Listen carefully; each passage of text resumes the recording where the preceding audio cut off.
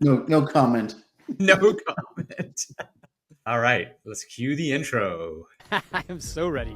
Countdown 3. I don't know how those companies effectively stay in business in the future. What you two are doing is a boundless mindset. Thinking that you weren't going to have to learn a lot. Well, you made a huge mistake. There's one place I felt safe geeking out is It's here. here. There's a reason why we chose technology, not marketing. Hello and welcome to episode, I think it's number 5 of the CIO project. And it is a beautiful Monday morning in the south and southeast corner of the world. And I am joined by my co-host extraordinaire, Brian Shield, who's coming to us from Atlanta, Georgia today. And I actually bring that up because Brian and I were in Atlanta together last week, and we are actually setting up new studio facilities for ourselves for this project, and we're really excited about that. So we're kind of making a transition from the great state of Texas and here in Austin, and going to set up shop in the studio in Georgia because we will be together there a lot more. And so that was going to make perfect sense. Not to mention there is a group there that Brian works with that is really going to provide a good setup for us. So really, really excited about that. Also, guys, as a reminder, we have our website fired up. You can find us at the THECIO project.com. You can watch our released episodes there, learn more about our hosts and guests, and drop us a line with any questions or topics you'd like us to tackle in our upcoming episodes, as well as ideas and suggestions that you have for the show. We'd love to hear from you. Again, the CIOproject.com. All right, today we're really excited to introduce you to our next guest on the CIO project, a gentleman by the name of Thornton May, a good friend of Brian's. And I'm going to try and do his introduction justice because hang on to your hats, folks. It's pretty rich. Thornton May is a reluctant IT expert, an accidental futurist, and a full-throated CIO cheerleader. At Dartmouth College, at Keio University in Tokyo, and at the Center for Japanese Studies in the University of Michigan, he studied Japanese technology policies and practices during the Meiji Restoration, which took place from 1868 through 1912, in post-World War II and the 1970s. After living in Tokyo and working at a series of global Japanese companies, Thornton returned to America to lead technology lending at America's strongest bank. He went on to strategy consulting in the financial services vertical for KPMG, Pete Marwick, that's an old familiar name, and joined at the Nolan Norton Institute, led by 2 professors at the Harvard Business School. And get this, his research team is credited for coining the phrase Chief Information Officer in 1981. I got a ton of questions about that, Thornton. He was hired by the noted futurist Alvin Toffler, author of The Future Shock, Third Wave, Power Shift, and Revolutionary Wealth, to manage the Technology Futures program for the Toffler Associates. Thornton has taught at 4 business schools, written columns on technology for several business publications, researched at multiple think tanks, and currently advises organizations and government agencies on how to think differently about technology, all the while conducting seminal anthropological field research into technology use behaviors of the various tribes comprising modern society. Wow. The editors at eWeek honored Thornton, including him on their list of top 100 most influential people in IT. The editors at Fast Company labeled him one of the top 50 brains in technology today. And lastly, Thornton is a founding member of the Internet of Things World Forum. Thornton, welcome so much to the CIO project. Great to be here. Thanks for having me. Brian, you guys are good friends. I'm sure you want to say a few words. Yeah, one of the things I love about doing a podcast like this is opportunities when you know somebody but you don't really know them. It's like I've known Thornton for many, many, many years, but I didn't know half of that background. I already thought you were remarkable. Now I'm like, wow, why was he even talking to me? Well, get this. I had to cut out about a little bit more than a third just for brevity's sake. Well, Thornton, as you'll discover here, everyone listening or watching, is really brilliant and has such a remarkable history in the whole field of technology. And so I've always looked at him as a thought leader and as sort of a mentor in so many ways. So the two of us have had opportunities to kind of collaborate for many years. And I think you're in for a very, very exciting podcast with us today. So with that, why don't we jump right in? Yeah, let's jump right in. So Thornton, the first question I have for you is 1981, coining the phrase CIO, this Chief Information Officer. Tell us a little bit about that, would you? All right, go back. I mean, I know you guys are youngsters, right? You remember, I used to be an enfant terrible, and now I'm an eminent grise. I'm so old I fart dust. But if but if you guys go way back, remember back in the late '70s, right? It wasn't IT. It was basically data processing. Yeah. And at that time, basically, there really was no strategy for data project. It was, what are you going to buy next from IBM? And so these two business school professors that I was working with at the Nolan Norton Institute, Dick Nolan and Dave Norton, basically, they actually believed at the essence of their being that IT could create competitive advantage, right? There was a strategic component to, the computational devices, but there was no strategic actor. So we had to create a strategic actor. And so if you actually look at, if you look at the historiography of basically the evolution of the CIO phrase, the official coinage of the phrase, it was actually, it came from a client of ours, Bill Sinnott, who wrote a book called The Information Weapon. And he was at the Bank of Boston, right? Basically, way back. But basically, he was basically parroting a lot of what we were telling. He wanted to use information technology to create competitive advantage. And so, then we had to basically go out and say, like, all right, we have to create this competitive, this entity. And so we created the CIO, the Chief Information Officer.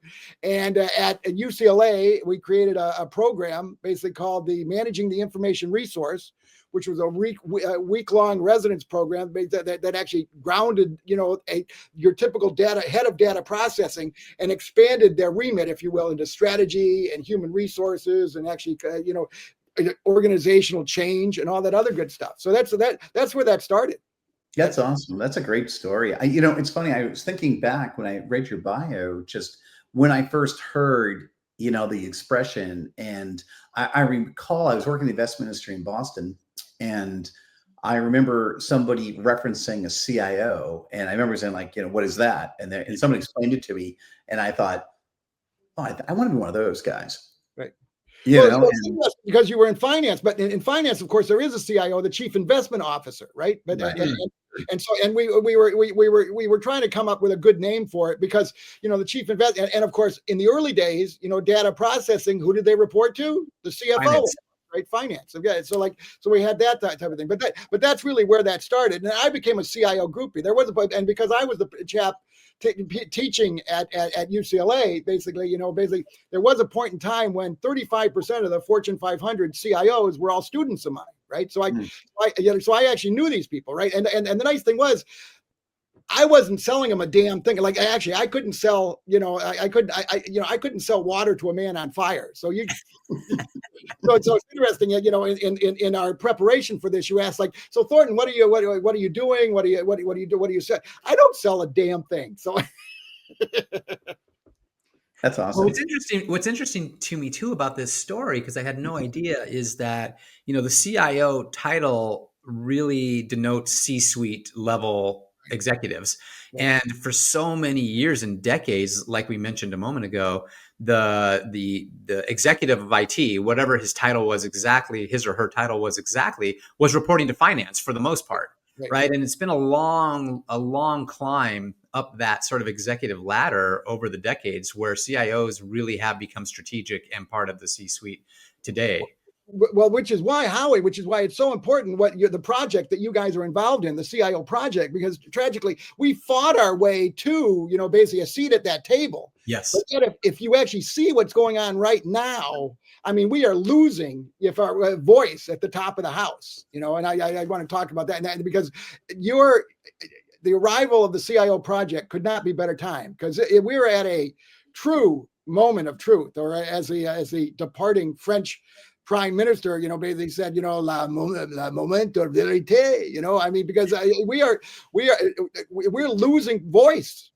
We are losing voice, the so let's talk about that. So, I mean, obviously, it's been, quite a ride since you guys helped coin the expression. Okay. And, is how he was referencing, like, I mean, we obviously all started off as sort of like working on mainframes and a whole host of other sort of technologies. And then obviously we all know about sort of as we migrate into client server and then the web and then, host of mobility and everything else type of thing, the cloud. So let's talk about that. So the role of CIO has obviously changed, dramatically. And, on one of our podcasts, I was referencing the fact that, I think one of the things that's so difficult about this role, and I think what many people early on, especially when you probably didn't coin the phrase, career is over, but you could have, because, there were those moments, I'm trying to think best year to kind of reference that, but maybe in like the early 2000s or something where, they'd hire a CIO for one objective. Let's call it like, hey, operationally, we're disaster. And then the person gets their operational act together and then they're like, okay, we need you to be innovative and entrepreneurial. And the person's like, well, I'm kind of wired to be operational, and that was a big challenge. And I think, I think they could substitute the letter C for chameleon, in some respects. But let's talk a bit about sort of how you see it sort of evolving or devolving in some level. Well, no, the problem we met. So we've got to a point where and it's such a paradox because we live in a digital society. All right, we have fundamental. There is nothing. I mean, I'm going to France tomorrow, right? Basically, and if my cell phone poofs out, I am screwed big, and I'm in a big pile of merde, baby. I mean, everything is dependent. But basically, but the technology people just assume that this stuff is going to work, and then we've got a whole generation of if you will, like senior executives, who are spoiled children when it comes to technology management, right? They think their role in technology management is to submit a request and approve a budget, and then wait for the magic to happen. Let the Amazon moment happen where they can push a button and and they have no idea that some assembly is required. Yeah, Howie and I talked about this also on a prior podcast about, it's so funny you say that. I remember years ago when I was at the Weather Channel, I remember drawing a picture of an iceberg and I was showing the 10% above the water level. And I'm like, I remember saying back in the day, and this is probably early 2000s, that like we can no longer exist with a knowledge, or like the leadership team can no longer exist at a knowledge of just what's above the water, and to your point, and I do think that's true. I mean, when I reflect on my own career, it's more important than ever that people understand how the sausage is made. Exactly. And that's one of the big things. What I'm working on now is the real giant ticking bomb at the existential threat to human civilization is not AI. It is actually the bordering on malfeasant, the cognitive elephant in the room is like the technology illiteracy of just about every person basically using screens in the world today. I mean, they have no idea how this stuff. If you want to, if I'm having a bad day, right, I'll go to Walmart on a Saturday and I'll feel like I'm a pretty good looking guy. But if you're having a real bad day, psychologically, just go to the Apple Genius desk and watch these people weeping openly about the fact that their technology device is not working the way they want it to. There is true angst. My next book is going to be like Tales from the Genius Bar, right?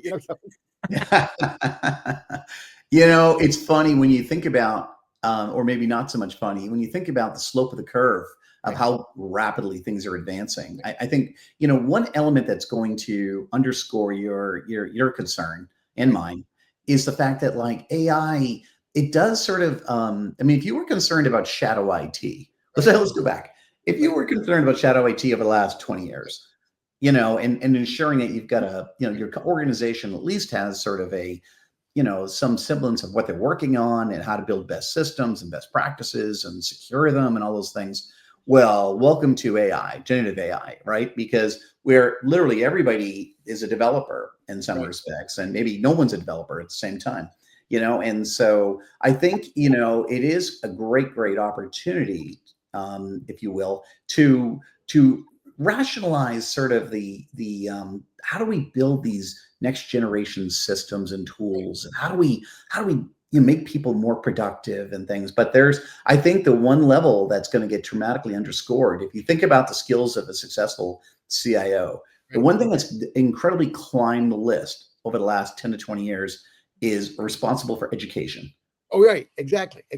And that's so like, let's go back to the shadow IT and keep that, Howie, keep us straight. Write down education. Right. We'll come back to education, but like that. So shadow IT, but in the past in shadow IT, that required a conspiracy, right? You couldn't do shadow IT by yourself. You had to get fellow villains or you had to get some vendor to like slide in with you, right? Now to do shadow IT, all you need is a pulse, Yeah.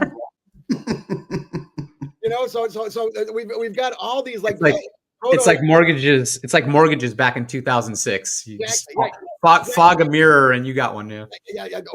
You don't even have to fog a mirror. Dead people were buying houses out there. That savings. Yeah. The other thing too, though, to your point about, shadow IT, and I always sort of embraced it a little bit and put a little, corral around it and just tried to ensure that, it worked, but didn't jeopardize, access to data and things. That's the other aspect of it. Now, suddenly, as you move to generative AI, if you're not like more of a private instance, not only do you have these tools at your disposal, but you're also potentially, moving content out into the public domain.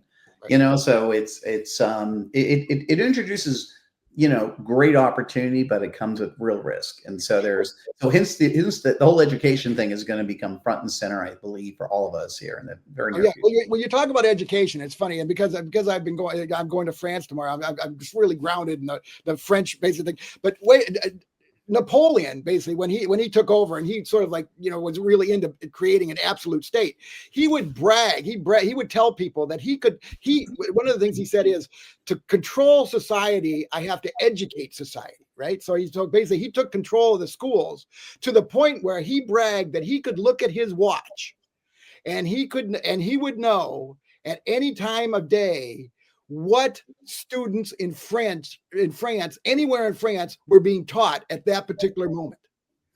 Because he really did take control of the curriculum.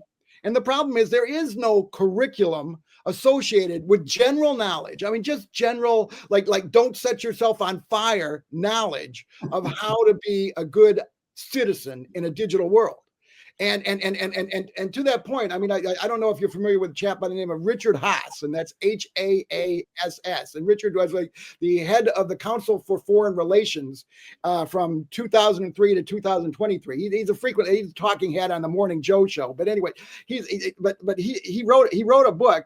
What was his book called? It was he wrote a book called The World. Basically, and in it he was talking about his neighbor had a very smart son, and his son was at Stanford. And so he asked his son, what are you studying? He said, coding, artificial intelligence, basically, cyber, that type of stuff. So are you studying anything about the world? No. Right? No. Right? Well, go the other way. But these business execs, are they studying anything about technology? Right. Coming back and shame on us, because it's your fault, Brian, because you guys did too good a job. You hid the complexity from the muggles. Yeah.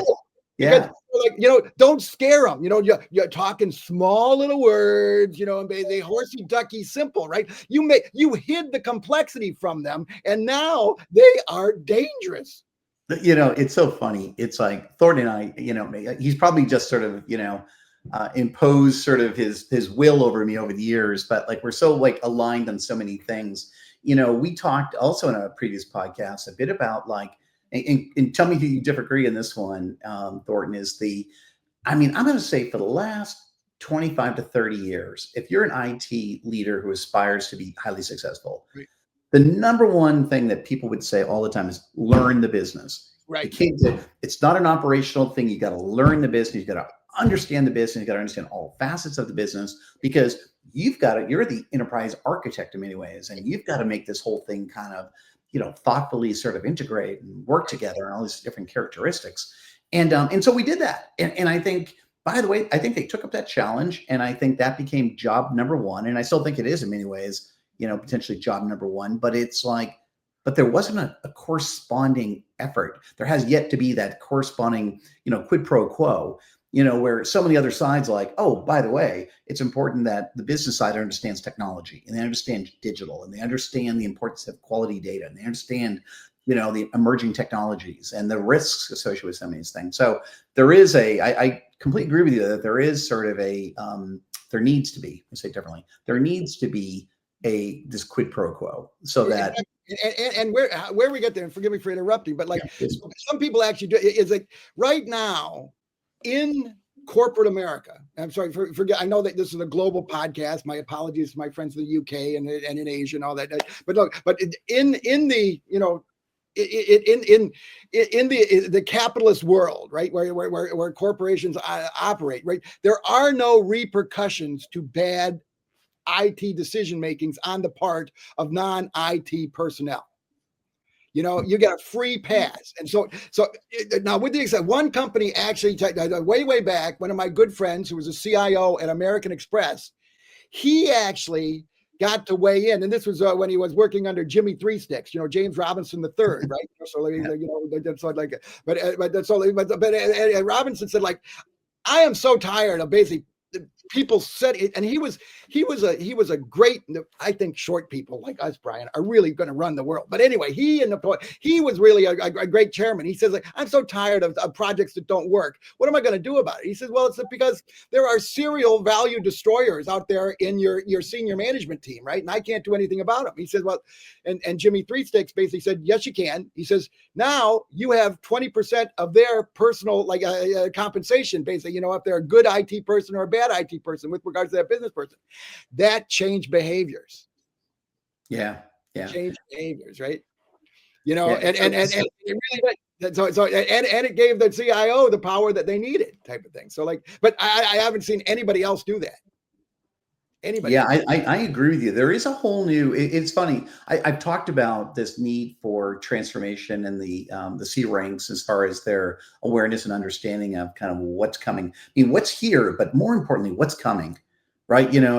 It's so obvious when you look at the steepness of this curve. Like, you think about generative AI being around, really, for the average public person for 2+ years. And you think how much has already changed and like how many versions of generative AI tools are out there. And you think to yourself that it's just starting and it's only going to get better. Now, some people might disagree with the better part, but I'm an optimist here, and I am very encouraged by where this is going. But it does require guardrails, and it requires education and, kind of informed consent here as we're sort of, making, bold new outreaches kind of in our respective organizations. But it's interesting you say, and I agree. I mean, so you said, the hypothesis is that basically technology ignorance on the part of basically non-IT executives destroys value, gets in the way, and the observation is they need education, right? And now let's think about it. Corporate training programs. The one thing people can agree about in IT, in the IT world, is that most corporate education programs suck or don't exist. I mean, no, the people who teach them are the people who couldn't actually do the technology, so they migrate them to education. I mean, these things, and then these universities, these programs are taking. I mean, have you seen the curriculum have you seen the gibberish that people are? I mean. Schools that are accredited are basically giving these AI for executives, right? I mean, it's like you might as well just read, I don't know, read Dostoevsky. It would help you just as much. You talked a little bit a little while ago about losing our voice, right? So on one hand, the CIO is evolving, gaining the seat at the table that it's fought for so long, and that's going on. But at the same time, you talk about us losing our voice. Can you say more about that and tie it in, I think, to what you were just talking about right now? Well, okay. Let's see now. Where do I want to? There's so many places I wanted to go with it. Well, one of the things is like, so the world. There's a whole lot going on in the world today, right? You got climate problems, you got geopolitical problems. You basically you have just a whole lot, and people are not paying enough attention to IT. All right, Mm-hmm. So basically, so just because there's so much going on, our voice, like they're not really listening to us that much, and they're paying lip service to and so like how do you develop voice is basically you have to piggyback on the vector of greed, and it goes back to Brian's point is that basically you have to say, all right, it's not about the technology. It's about what the technology can do for you. So basically, good education program, all right, here's my hypothesis, and this is what the IMHO, in my humble opinion, basically means that a business executive has to come to the education program with, this is my big, hairy, audacious goal. This is what I want to accomplish in my business. All right. Yep. How would I use tool set X, or like AI, Gen AI, something like that? How would I use that? And how should I be thinking about using that to accomplish my business objective? Unless you contextualize it inside basically a business benefit basic framework, it's just noise. Yeah. So, Yeah. so, Yep. so You know, would, one thing I'd throw out there is just thinking a bit about sort of the how now, right? Like, so how do we do that? How do we pivot and create a more compelling opportunity here for C-level executives and things? And, you know, from my experience, Thornton, I'm a big believer that whenever we've had to really do a big pivot to the cloud, pivot to the web, pivot to mobility, things like that, like I always use those as opportunities of bringing in sort of some of the bigger consulting companies, you know, because they tended to kind of, I mean, they get this in spades because they're servicing hundreds or thousands of customers, right? So it almost seems like another opportunity, if you will, for some of these, not just, it doesn't have to be big, but boutique-ish companies to come in and do education. Because I think another inherent challenge in what you're articulating here is that sometimes the CIO that got you there, and even if they're fully aware and well regarded in their respective businesses, they're not necessarily well trained to be the educators in certain cases. Like, it's another one of those. No, there are operating CIOs, right? Basically, you know, who basically, you know, and also, you know, there are, if you will, silicon whisperers who you don't want to expose to your senior management group because they will scare them. Yeah.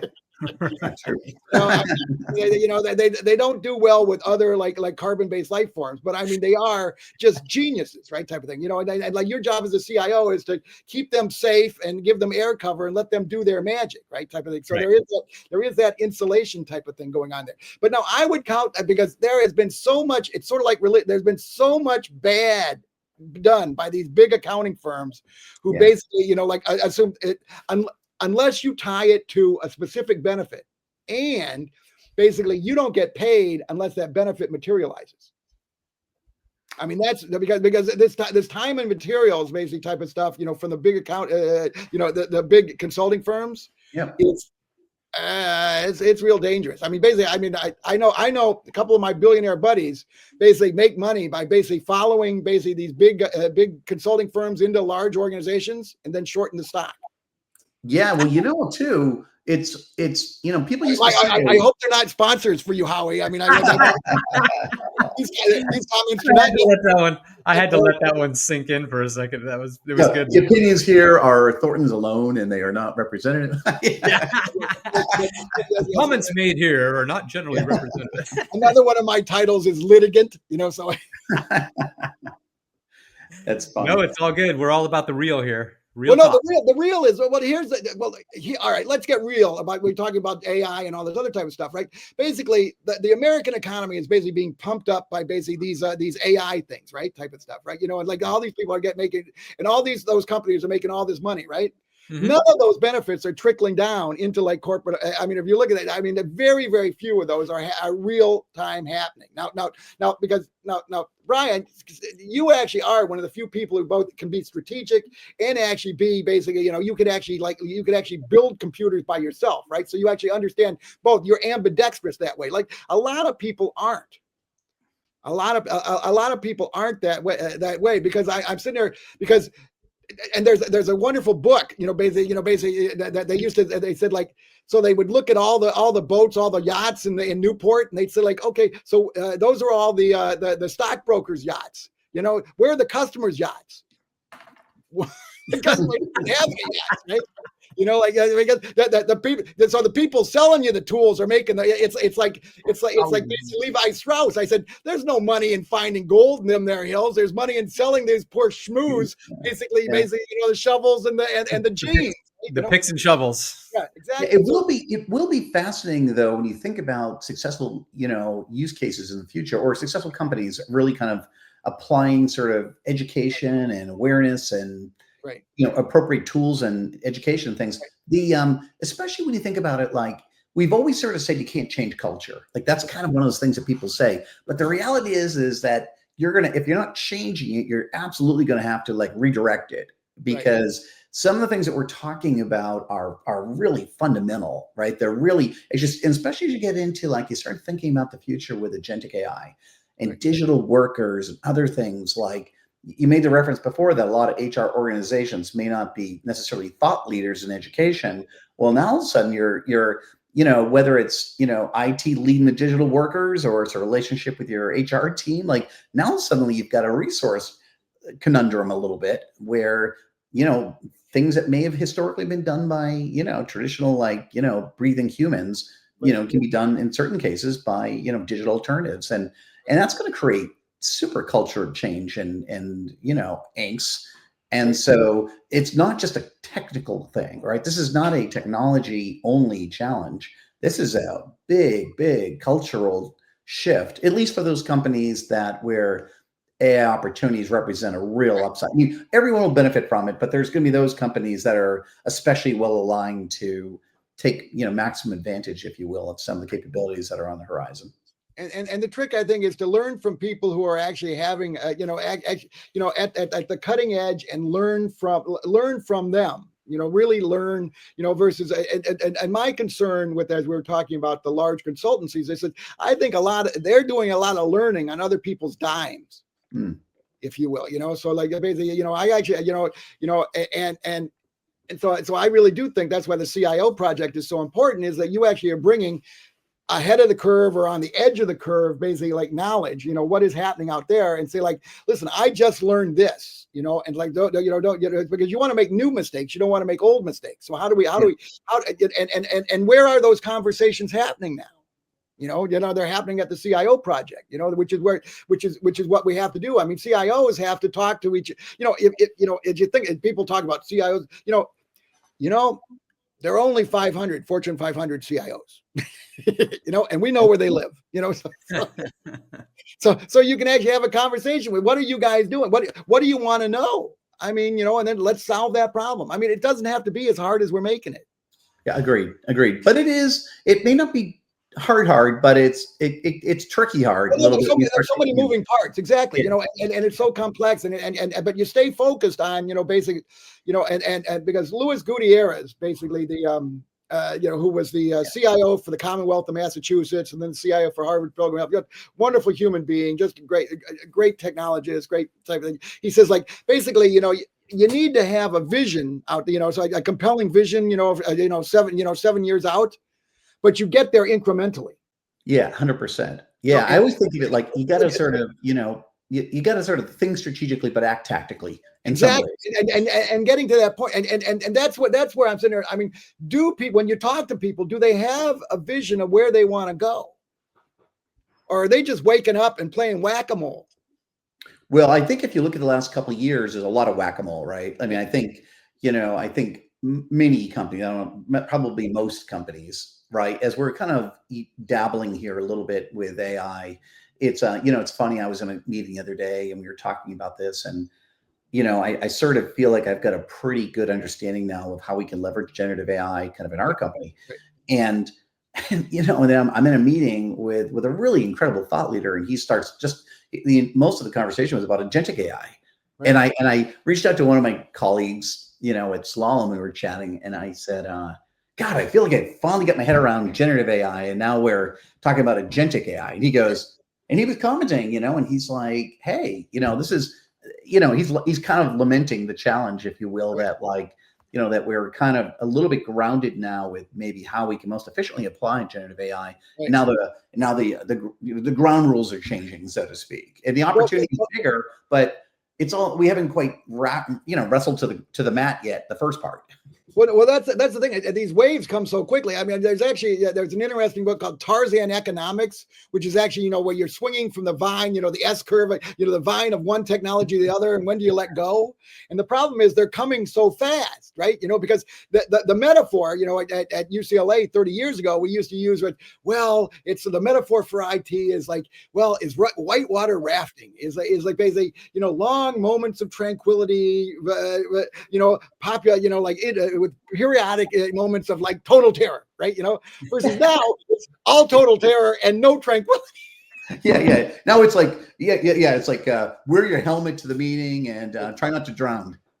Exactly. Well, exactly. Well, no, dress safely, right? But no, so you gotta learn these things, because the time compression. I know, you probably on your show you've probably talked about Jeffrey Moore, who was I deal with a lot of emerging technologies and crossing the chasm, right? Mm-hmm. And Jeffrey Moore, when we were sitting down at that basically at that lovely little diner where all the big deals are made in Silicon Valley, he basically says, Thornton, things change so fast in technology that every 5 years I have to write a new book, right? And then you probably know is the CTO at JPL, basically, a NASA JPL. Basically, he says like, a technology decade now lasts 3 years, type of things, because we are accelerating, but I guess but it comes back to the only way you can stay sane, I think, in these rapidly evolving times is focus on what do we as an enterprise really want to accomplish? The purpose, because our role in IT is not to be an AI, is to be we're going to take you where you want to go. And we will inform the conversation, because you also, if they don't know that there's there's an agentic AI, and they're there, they're going to say, I just want a faster horse, right? Yeah. So we have to shape that imagination, but to do that we have to be trusted. So to be trusted, you have to keep the lights on, and that alone can consume most people, right? Right. Yeah, no, I know. It's fascinating. It really is fascinating because the pace of change, it really is going to be, I think the next 5 years, I'm sure it'll be the next 20, 40, 100, 250, but the next 5 years is going to be really fascinating in my mind, in part as companies kind of, even companies that have historically been pretty effective and able to kind of pivot and embrace technology. I think it's a change, and we were talking at one of our podcasts a little bit about the impact on hiring people, right? Because now all of a sudden too, you start to look at things a little differently, right? You start to think about, I recall going back 20 years ago, maybe 25. I remember we were pivoting the organization at the Weather Channel, and we're changing sort of our software engineering toolkit. Right. We're moving at the time to a .NET environment across the board, moving away from Java, C++, and a bunch of other things. And that was a huge thing with hundreds of engineers, and I would say we were probably 80+% successful in doing that, right? In terms of like casualties along the way, because as you know, not everybody wants to learn a new language. Right. And, but like now when you think about the kinds of people you're looking for as organizations are evaluating the best talent, and in the best pipeline, right, it's like there is such a premium on those people who can adapt. Right. Embrace, we used to, so don't reuse this expression, but embrace change and, right, own the outcomes and things like that. It's not everybody who's just a domain skill. It's like when you force them to learn, French, once they learn Spanish, not everybody is excited about that. Right, exactly. But the interesting thing, you don't throw what, and this is actually a potential like high value use of AI is like basically, so you're transitioning to a new technology set, right? One, you need to know the hearts and minds of your people, right? And so like, all right, and Earl, bless Earl's heart, Earl doesn't want to go to the new vine. He likes the vine he's holding on to, right? So as opposed to just like letting Earl, like basically, become a saboteur or basically a malcontent, basically, it's like what you say is like, have agentic AI basically say like, Earl, where do you want to go with your skill set? Right. And help Earl place, because so basically what you do, it's sort of like my students, I've been teaching for 40 years. It's like they're not my students because I'm learning from them. So, they keep paying, but basically I'm still attached to them, right? You're still helping them out. So I know that one of the great, if you will, things at McKinsey, I don't know whether they still do it, but they manage their alumni. So am I making any sense here? How you see what I'm saying is, so you've got a person, right, who like used to be, great in the engine room and all that, and now you're moving to a different kind of engine, right? It's like, as opposed to throwing them away, make sure that they land safely somewhere. I mean, is that because that was why they had violence during the Industrial Revolution, was because Right. like we treated people not as people. Yep. No, Yeah, you're right. Yeah. Go ahead. Yeah, I know. It's interesting because over and over again in the episodes that we have shot, this theme or topic of people Right. really keeps coming up, that no matter how much the technology emerges, how much, artificial intelligence we're bringing in to quote unquote replace the things that we're doing today, that people continue to be the most important investment that we can continue to make as we go forward. Right. Yeah. And I think the CIA, the role of the CIA, actually the role of any C-level executive, is to send the unambiguous signal to their people that we will invest in your future career success. Yeah. Whether with our organization or whether it's with another organization, because we care about now versus lip service, which they're doing, right? Or basically or like, hey, we give you lunches on the campus or something like that, try and buy their love with like Foosball. Yeah, foosball. Yeah. We'll shine your shoes, we'll give sound baths. No, I mean, but actually, so now listen.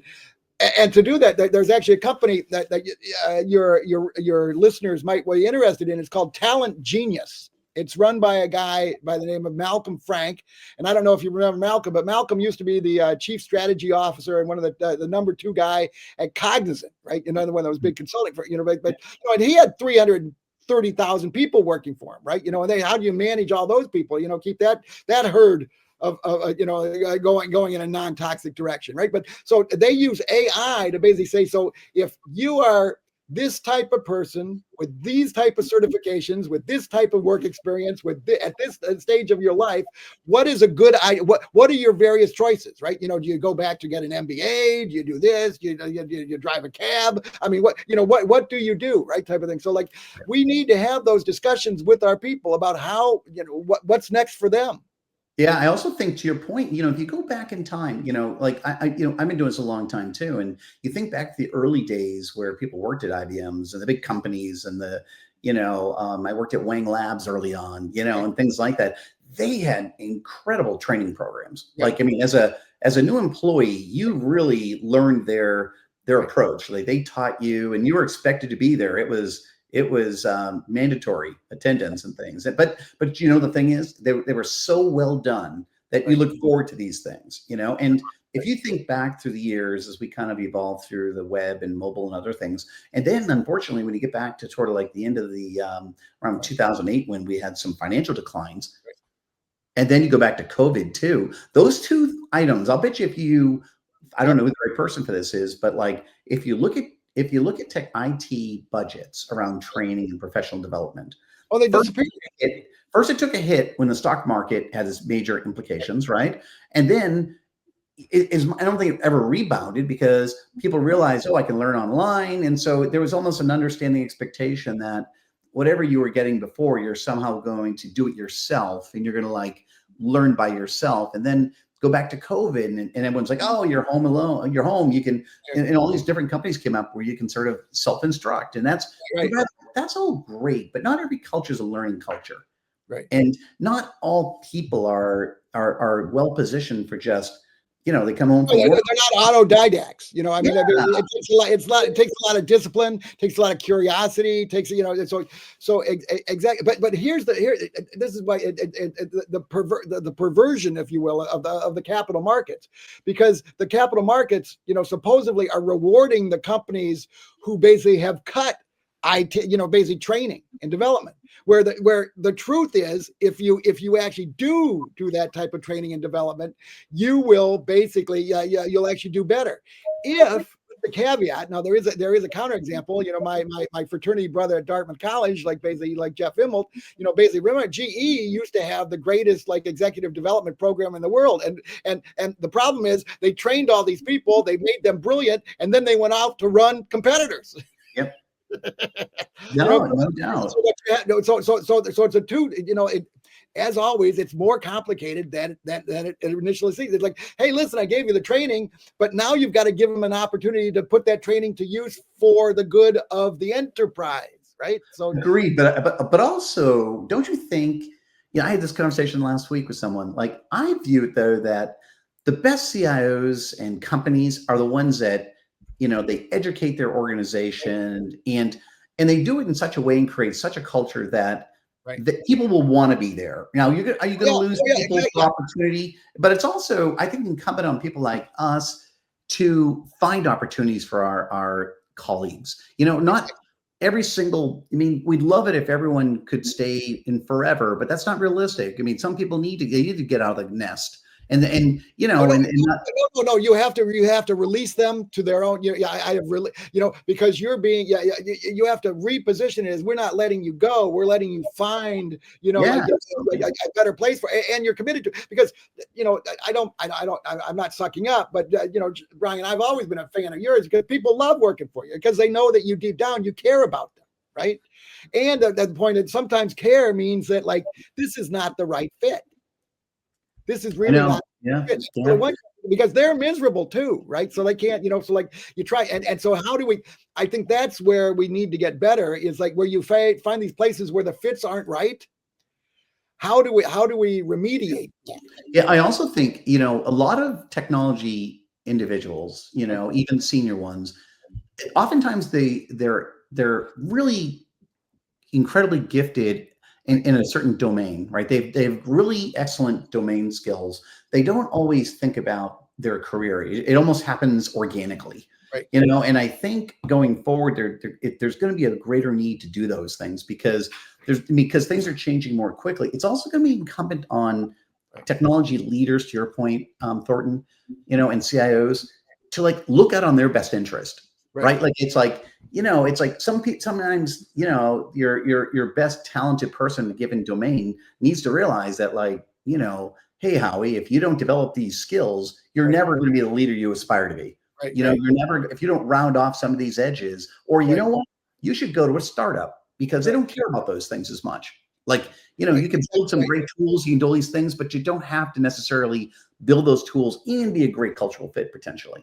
And that's actually what culture is. That is in this organization, at the Red Sox, basically, at the Weather Channel, basically, this is what success looks like. And these are the expectations, and if that's not for you, and then also, the other thing is, and this is, I used to be on the PhD advisory committee at the University of Texas. And one of my colleagues said, Thornton, sometimes you just can't put in what the good Lord left out, right? You can't save them all, right? It's the square peg in the round hole syndrome. Right? Earl, it's time for you to go, brother. It is. Well, going back to your reference to crossing the chasm, I'm a big believer that when you think about where people need to be, including yourself, and you really thoughtfully assess where you are and where you want to be.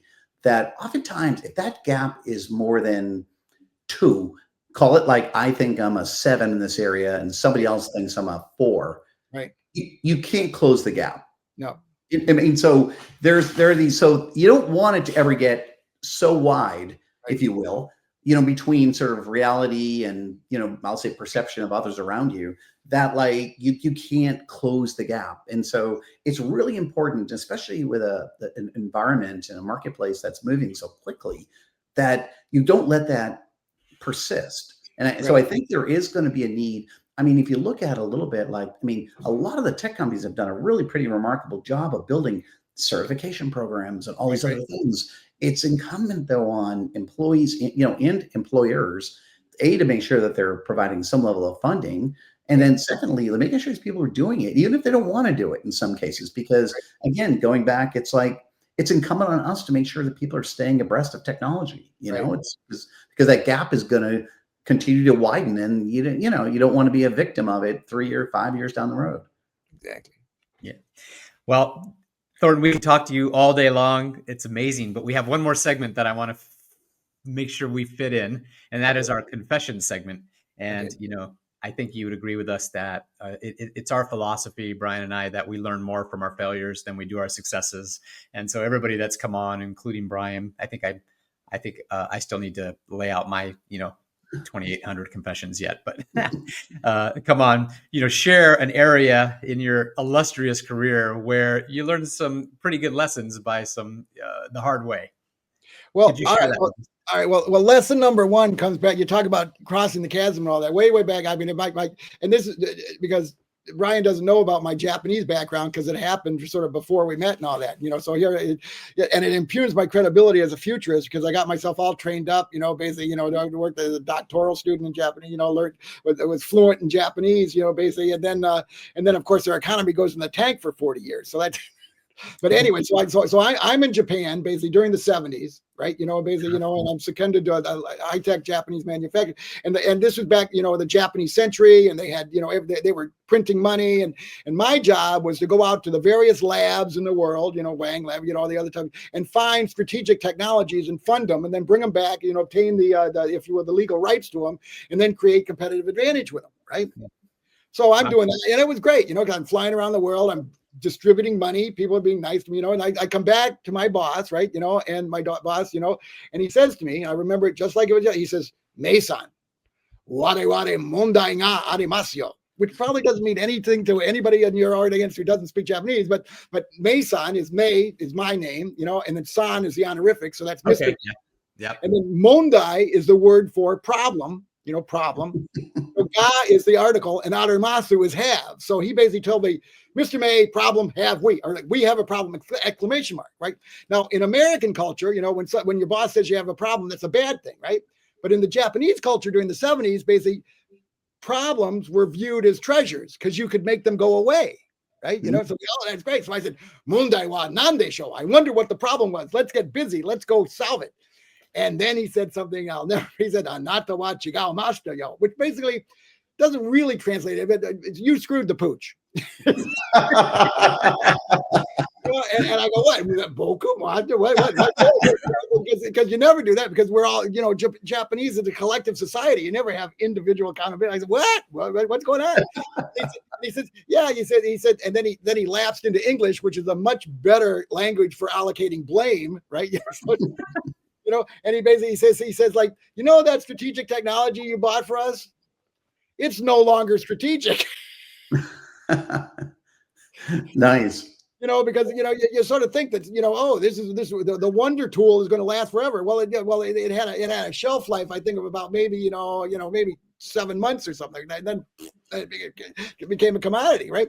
And so and then the teaching lesson was they actually says, "Well, we're going to change your job." Of course, like. When confronted with like bad criticism, right? Basically, the first thing that shuts down censorship is your ability to process information appropriately. So I said, "You're going to fire me? Nobody gets fired in Japan. You can't fire me."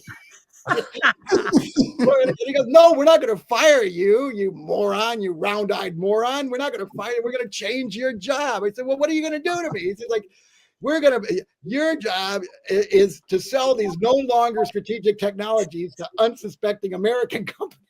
Well, I became the vice president of non-strategic technology. Wow. Awesome. Now you're selling water to a man on fire or what? So the lessons there, and thank you for that. That was therapy for me. The lesson there was one, basically competitive advantage doesn't last forever, right? So like, I've just done it goes to Brian's brilliant point. I mean, hey, I just got this agentic AI thing in the bag. I'm ready to go. That 6 nines on that. He said, "No, we've got a new thing you got to learn." What? So there's that, and then also is it people evolve at different rates. So like there's always value. You can use something somewhere else, probably. Right. So Yeah, you know what's fascinating? That's a great story, and I love your Japanese version of it too, which is terrific. Every CIO or guest like yourself that we've had these conversations with, one common theme for those that are listening is how you deal with time and the change in like mine was around sort of not pivoting soon enough, like, or not having clarity about, or being overly, optimistic about how something was ultimately going to sort of unravel, where it cost us millions to kind of correct. And you think of your situation, or I'm thinking of like Vala, or it's going to be Rob Strickland and some of these other people, almost all of them deal with kind of almost like not foreseeing the future, right? And whether it's really far away or just near term, but also sometimes almost like whimsically, sort of feeling as if you can kind of, you're on this consistent path, not recognizing sort of these potholes coming up ahead, if you will.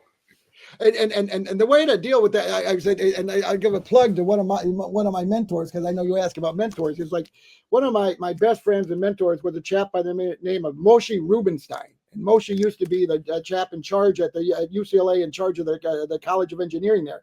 He wrote a book called The Minding Organization, right? Which is, it's great for executives because it's short and it has big print. But anyway, but his point is that, like, when you bring the present to the future, but when you're doing and IT people get this frequently make this mistake. When we have a project plan, it is so detailed, right, at the front end, right? So we have total certainty at the beginning of the project and total chaos at the end of the project. So what we want to do, we want to invert that, bring the chaos to the front of the project, right? So we iterate. And then at the end, you have a final product that basically actually is ready to go. I love it. No, that is chaos at the beginning, right? Which you never want to do that, because that's when you think you have the most control. No, I mean, well, we're going to try this, we're going to try that, we're going to try that. So you sort of experiment at the beginning versus, whoa, we're going to have to undo, we have to undo everything we just deployed because it doesn't work. So that type of mental your plastic brain or your fluid mind, you have to work that through that. So no, that's a great insight, because I mean, we all use the word or overuse the word iterate, and iteration clearly is the watchword, if you will, as we're designing systems.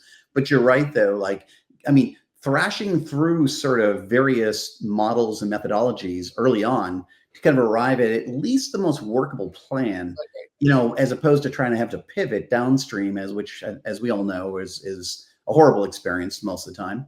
So I love it. Chaos at the beginning. I'm gonna and that's actually what you and also what you do is you're creating a cultural, if you will, like, point. So like we're not supposed to be certain, because everybody thinks it's all going to be buttoned up, basically, and it's not.